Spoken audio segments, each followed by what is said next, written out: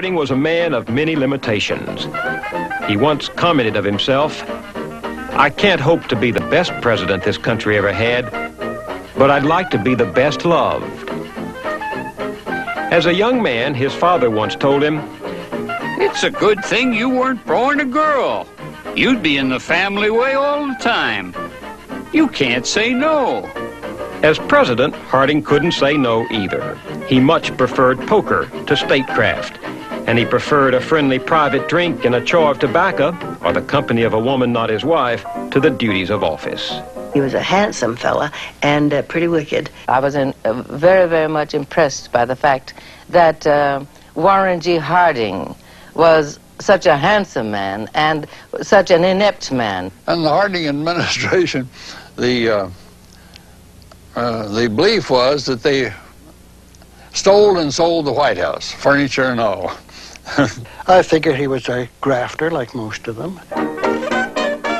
Harding's administration reeked of scandal. The best known, Teapot Dome, saw his Interior Secretary, Albert Fall, lease government oil reserves to private companies for large cash gifts. Fall was subsequently sent to jail for bribery. The burdens of the presidency proved too much for Warren Harding. I remember being awakened in the middle of the night by boys crying, "Extra, extra, President Harding dead." So we got up and rushed out of the house and bought a copy of the Extra. President Harding had indeed died. On Harding's death, Calvin Coolidge took the presidential oath from his father, a justice of the peace, at the family home in Vermont. Unlike the fun-loving Harding, Coolidge was taciturn, unsmiling, dour. Of him was said, he must have been weaned on a pickle. Of him was written, he aspired to become the least president the country has ever had, and he attained his desire. He was very quiet, do nothing. He was a tight-mouthed one. We called him Silent Cal, he was called during those days. Yet Coolidge's silence was calculated. He knew that the nation liked the image of a prudent Yankee squire at the head of the table. We felt pretty good about his quiet hand being on the tiller of the ship of state. He thought Washington should interfere with business as little as possible. With his Secretary of the Treasury, Andrew Mellon, he considered that the rich were the creators of prosperity. He once said, "A man who builds a factory builds a temple." The country re-elected Silent Cal, who served 4 more years and could have had another term. But he sprang a surprise. And then he said, "I don't choose to run again." He didn't want it anymore. Instead, Coolidge went fishing, often wearing high, stiff collars. He let others bait the hook and unhook the fish. All he did was hold the rod. Few presidents entered office with a more awesome reputation than did Herbert Hoover. He was a self-made millionaire engineer. In the First World War, he served as food administrator. Later, he headed the American Relief Administration.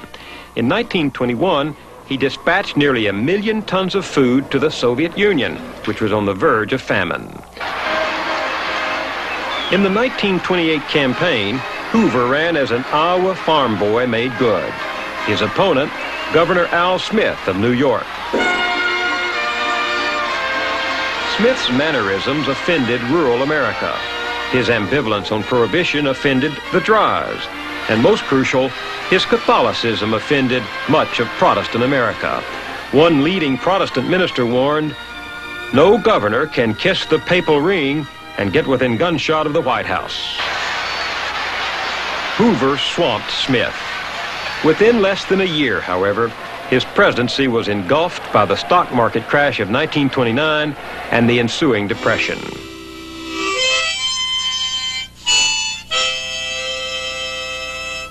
Hoover, the great engineer, stood by helpless during our worst economic calamity.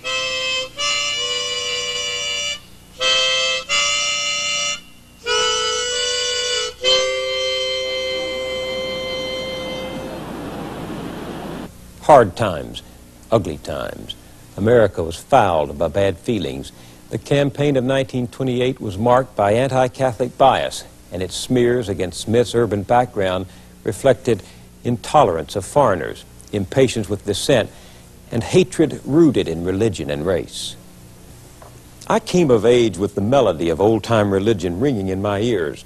There was much in it, generous and redeeming, and my parents, although they came from a culture soaked with the evangelist Billy Sunday's diatribes against sinners, science, and liberals, were gentlefolk from whom I never heard a contemptuous word toward strangers. Relatives, maybe, but not strangers. Still, it was the Bible Belt, and some of the strictures of fundamentalism my father embraced as revealed wisdom.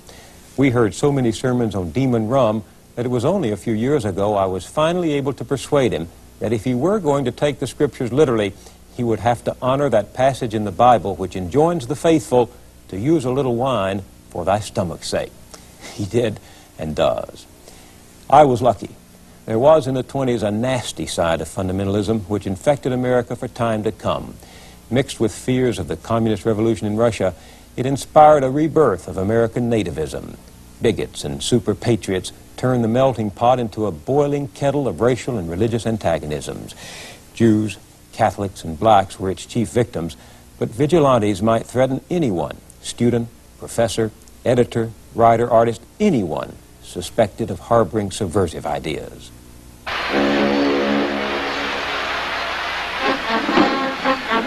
What's hardest to remember is that the 1920s arose out of bitter disillusionment.